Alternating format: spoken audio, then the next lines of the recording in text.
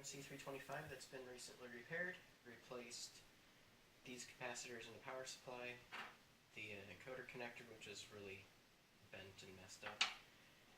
In the process, we broke a bunch of screws, so all the screws and bolts have been replaced with new screws. And only one out of the 4 cooling fans was actually still running, so those of all 4 have been replaced right